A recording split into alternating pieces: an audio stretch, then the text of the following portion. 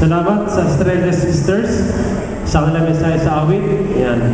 Wala ang ina nila, ha? Hindi ko nakita. Ha?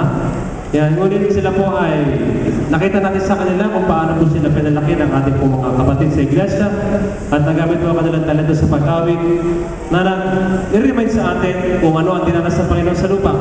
Very clear ang kanilang message and so sa mga words at mensahe na gusto ibigay sa atin ngayong umaga. Na ang Panginoon ay nagkatawang tao, naghihirap para sa atin, at in return, tayo po'y magkatapat sa Kanya. Muli, maraming salamat sa Estrella Sisters at sa inyo po. Magandang umaga at happy Sabbath. Welcome po ngayong umaga sa ating pong Divine Service. Ako po ang inyong pong tagapagsalita, si Brother Eli Guliado. Ako po yung lumaki na ito sa CAA. Ako po ay 32 years old na. At mula pagkabata, ako po yung lumaki dito. So, sa ating mga kaibigan, yan, so ako po hindi bisita rito. Ako po hindi dala. Ayan. So, ako po ay nandito na. Matagal pa dito sa lugar na ito. Salamat po sa pagkakataon na ibinigay sa akin, Brother Eli, na ako ay hindi naka-invita. Speaker, alam ma-invite. Alam ma-invite. So, ako po yung tumatayo ngayon sa inyong harapan. At talaga naman, every January, pag ako po ay nabibigyan ng schedule ni Brother Pascual, I will make sure na January ay naka-reserve sa akin. Yabang naman ni Brother Eli. No, yeah, kasi ang January ay birthday ko eh. So gusto ko naman na magatid sa inyo na mensahe. So, hindi nag-iimbita, tsaka wala na maimbitahan. May bisita kanina, si Brother Migmar. He's a student, a theologian student. Ano po na kayong bisita natin ngayong umaga. So ako pinagpasalamat sa Panginoon at ako pinakatayo pa rin sa inyong harapan. Nakakaharap pa rin sa inyong mga mata. At nakakapaghatid po na mensahe. What I mean, I still have the credibility to share God's message. Sa tagal-tagal ng panahon, sa paglaki po natin, sa height, at saka sa pananampalataya sa Panginoon, ay patuloy pa rin po ako nakaharap sa inyo at nagbibigay po ng mensahe at naglilingkod po sa inyo sa umagang ito. Kaya nga po, ngayong umaga, in just a short time, akin pong inihingi niyo attention, pandinig ngayong umaga sa ating pong pag-aaral ng salita ng Diyos at pakinabang po tayo sa mensahe po ng ating maintindihan ngayong umaga. So, I'm inviting mga kapatid na kayo po ay makisama sa akin sa pag-aaral ngayong umaga. Kayo na po binasa po ang ating key text sa Psalm 41 verse 4. Pero po ang ating magiging sentro na pag-aaral ay sa Matthew 9:27 to 10:4. And I do invite you to please open your Bible at ating po basahin ang Matthew 9:27 to 34. Kayo po yung mga Biblia, mga kapatid, ating po basahin. Matthew 9:27 to 34. Where's your Bible? Sa bahay.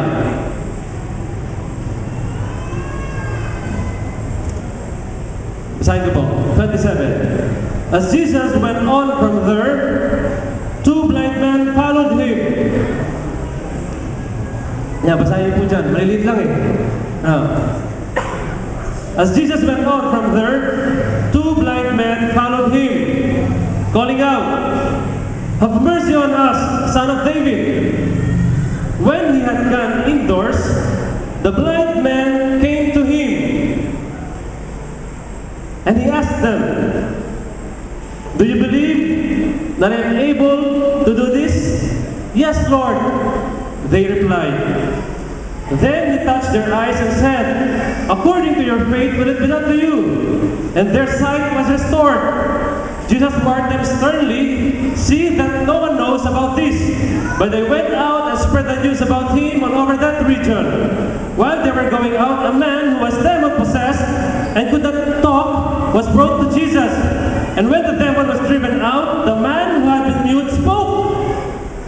The crowd was amazed and said, "Nothing like this has ever been seen in Israel." But the Pharisees said, "It is by the prince of demons that he drives out demons." Saan po pag-aaral, mga kapatid? Paki-down, please. Ay makikita po natin, masarap balikan, mga kapatid, ng story, na aktual na nangyari kasama po ng mga disciples at ng mga tao na nakita sa pangyayari yon. Na meron po dalawang bulag na tumawag sa Panginoon. Ano po? At nagsabi, Son of David, have mercy on us. Maawa ka sa amin. Ano po? Maawa ka sa amin. And on the other side, pagkatapos po sila pagalingin, ay meron po hindi makapagsalita because he was demon-possessed. Ano po? So, ang sarap balikan ang pangyayaring ito na kung saan si Christ on his earthly ministry ay nagpapagaling po ng mga sakit. Ano ho? But, ito po ay malalaman natin na pag ikaw ay bulagan pipi, ay mahilig mo ang iyong kalagayan. Ito ay yung mga katangian ng bulagan pipi. Totoo naman yan, hindi ka nakakakita, nakakapakan. Hindi nakakapagsalita. Ayan. Yung mga bulag, minsan meron silang taga-alalay, yung iba naman may stick na ginaganon, yung daan nila. Yan. So mahirap pag bulag ka mga kapatid. Kaya maintindihan natin ang feelings ng mga kaibigan natin itong mananampalataya. Nung sa kanilang paglapit sa Panginoon, ay ganoon na lang kayo pagsigaw, have mercy on us, Son of David. Have mercy on us.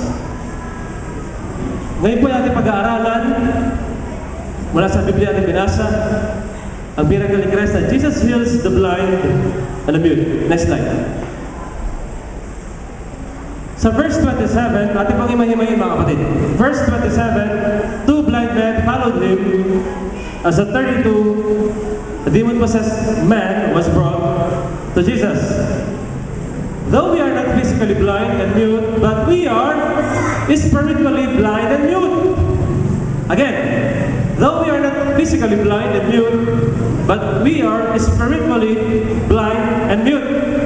I forgot to underline spiritually blind and mute. Ngayon mga kapatid, ay ating mapag-aaralan how it came na sinabi ng ating Panginoon at aking na-interpret ang sulat ng Panginoon na salita ng Diyos na tayo po, kasama ako, ay nagiging spiritually blind and mute. Ano po? Na-interpret ko. Ano po? What makes us spiritually blind and mute, mga kapatid? Wait, yan. Kung may mga masasabing salita, mga kapatid, ano? Ito po ay ayon na sa aking mensahe at wala po kinalaman ng ibang mga kapatid natin, ano? What makes us spiritually blind and mute? Why the church is busy? Lord, I am blind. Why the church is busy? Everybody's going there. Ano po? Bakit napaka-busy ng iglesia ng CAA? Ano? Ano meron?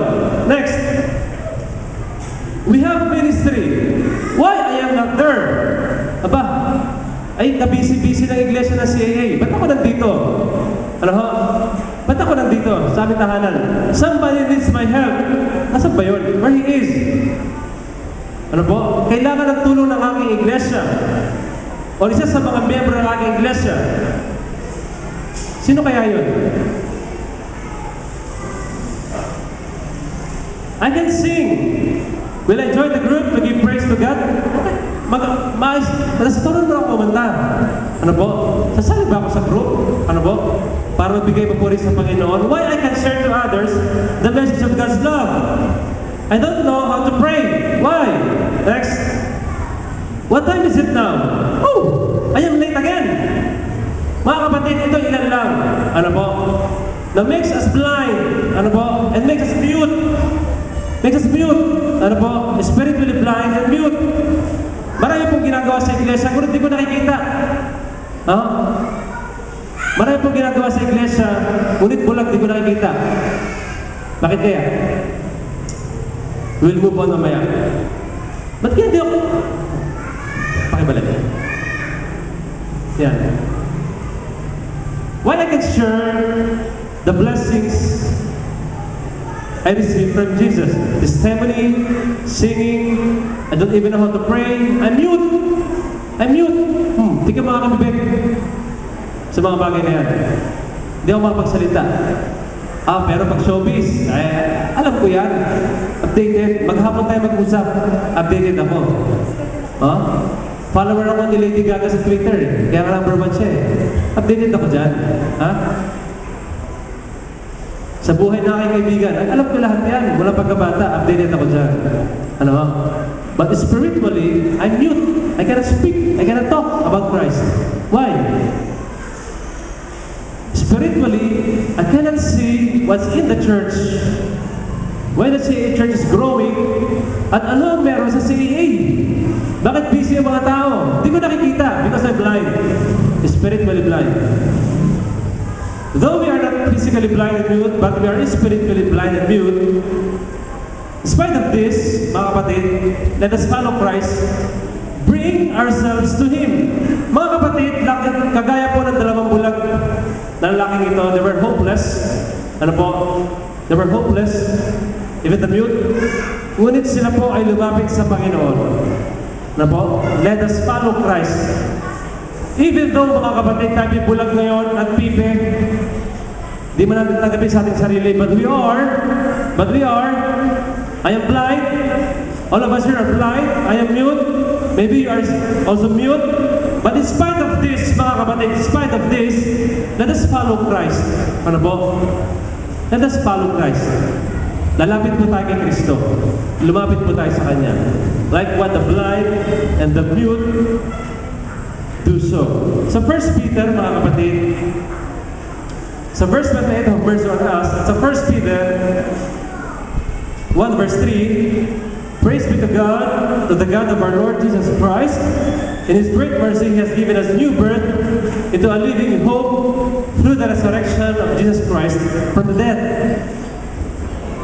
Nung nalaman po ng dalawang two blind men, ano po, pagsamahin ko na sila ha, the mute, na kailangan nila ng tulong ng Panginoon dahil sila bulag at pipe. Ang bulag at ang pipe. Have mercy on us, Son of David. Mga kapatid, doon din po tayo. Nalaman natin na I'm blind and I'm mute sa mga bagay na binanggit kanina. Ang ating pong prayer ay very simple. And yet, kailangan po ng ating totoong pagtawag sa Panginoon. Have mercy on me. Have mercy on me, Jesus. Have mercy on me. Maawa ka sa akin, Panginoon. Ano po? Maawa ka sa akin, Panginoon.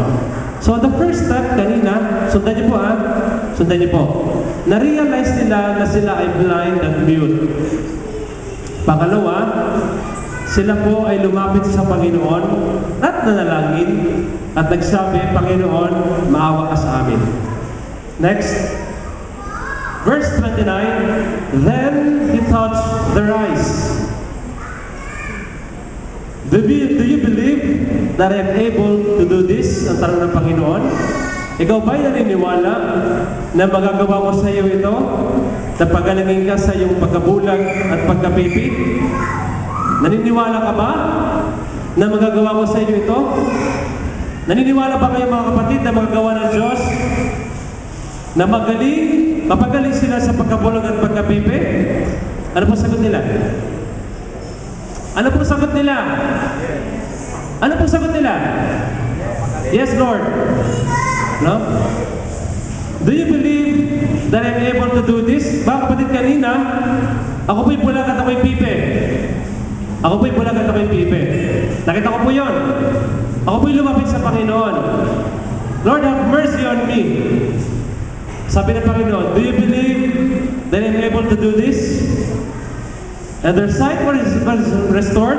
Sa 32, the man who had been mute spoke. Ganyan. According to your faith, will it be done to you? Binasa na po natin kanina. And their sight was restored. And the mute spoke. Mga kapatid, it is a story. At ang sabi ng Panginoon, according to your faith, will it be done to you? According to your faith, will it be done to you? Kanina po, sila po'y bulag at pipe. At sila po'y lumapit sa Panginoon na may pananampalataya. At sila po'y nanalangin, Son of David, have mercy on us. And their sight was restored, and the mute spoke. At ang sabi ng Panginoon, according to your faith, will it be done to you?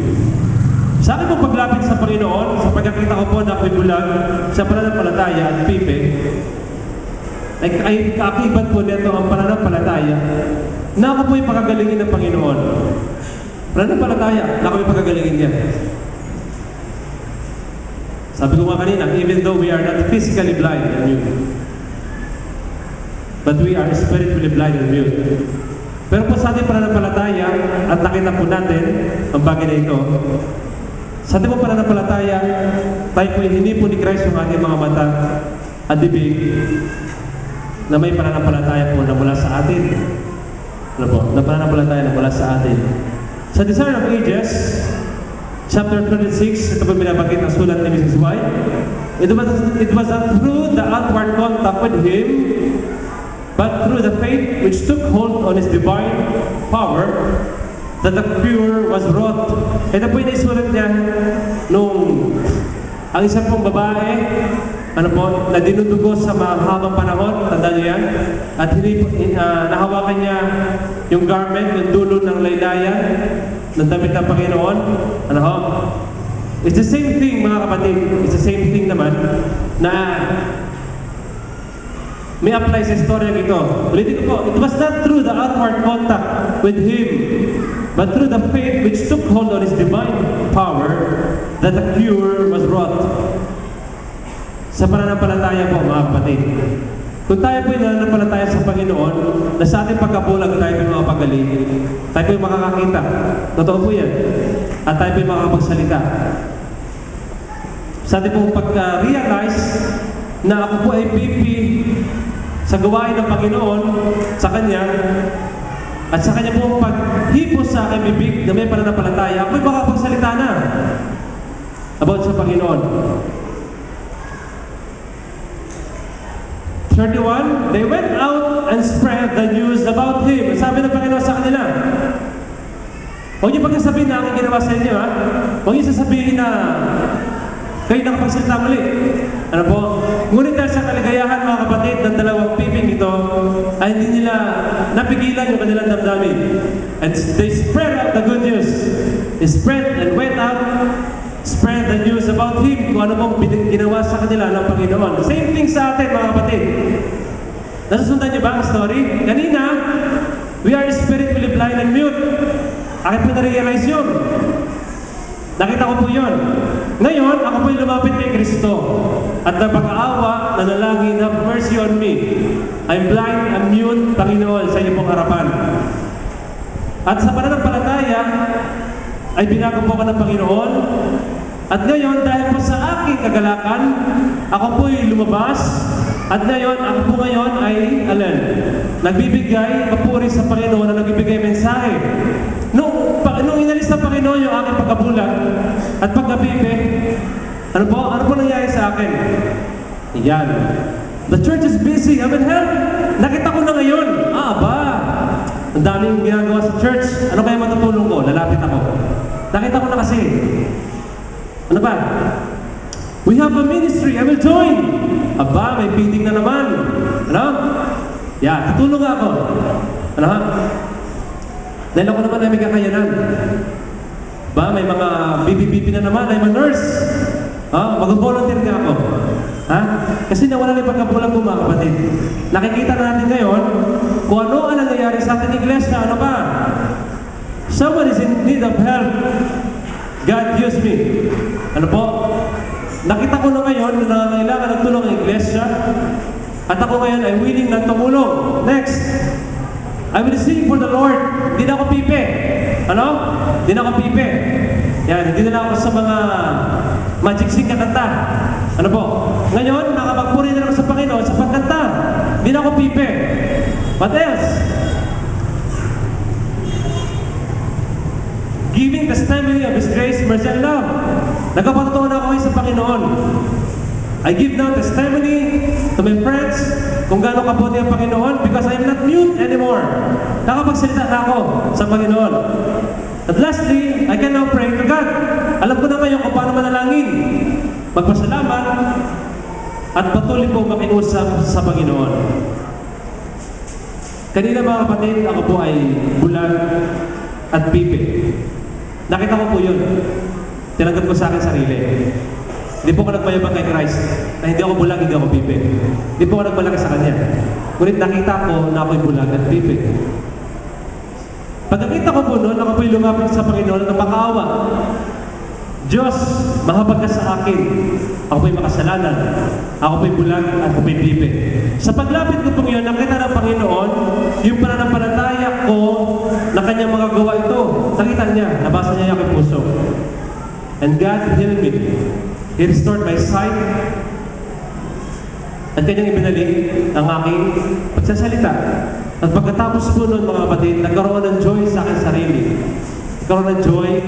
At ngayon, ako'y ginagamit na ng Diyos. At nakikita ko na ang iglesia. Nakikita ko na kung ano yung magagawa ko sa iglesia. At nakikita ko na ngayon ang kabutihan ng Diyos sa akin. Hindi na ako bulag at pipi. Hindi po dahil para sa akin, ngunit mga kapatid, dahil po sa kapangyarihan ng Diyos na ibinigay sa akin. We are not physically blind and mute. Walang bulag sa inyo ngayon dito, physically. Ito naman yan. Ano po? Lahat kayo nakatingin sa akin. Lahat po tayo nakapagsalita. Wala po tayo ganitong karamdaman. Ngunit mga kapatid, try to imagine. Ano po? Try to think na ikaw ay bulag at pipi spiritually. Try to think, ikaw ay bulag at pipi. Will you not cry for help sa Panginoon? Ha? Hindi ka ba maawa sa sarili mo? You will not cry for help sa Panginoon? Instead, okay lang ako maging bulag at pipi? Sure ka? Okay na sa inyo yan? No. Mga kapatid, hihingi ka pa rin ng tulong sa Panginoon. Hihingi ka pa rin ng tulong. Hindi ka magkatagal sa kanyang karamdaman. Ano po? Sa ating binasa kayo na Psalm 41 verse 4, ano po sabi dyan? Babalikan natin. Psalm 41 verse 4 sa ating binasa kanina. I said, O Lord, have mercy on me, heal me, for I have sinned against you. Mangailangan ka pa rin ng tulong at paggaling, mga kapatid. Pag ikaw ay may karamdaman, hindi mo hihiyaan, ubo ka, may sipon, may hika, ako ano-ano pa. Talagang nagkapagaling ka at pupunta sa doktor. Pero hindi pa sa akin, mga kapatid, spiritually. Hindi ka pwede makatagal na ganyan. I tell you. Hindi mo pwedeng pakatawanan na bulag ka at pipi hanggang dumating ang Panginoon. At hindi mo siya makikita at hindi mo masasabi na Diyos, may isama mo ako sa langit. Hindi pwede. Kasi pipi ka nga at bulag ka. Hindi kaya pwede isama. Kaya mga kapatid, hindi ka man physically bulag at pipi ngayon, spiritually tayo po ay ganyan. Spiritually tayo po ay ganyan. Spiritually. Aba, may visitation pala. Kaya naman nila yan Okay naman yung mga members sa Zoom. Kaya nila yan. Di pa nakikita yung need, yung aking pwede may ambag sa pagbisita sa kapatid.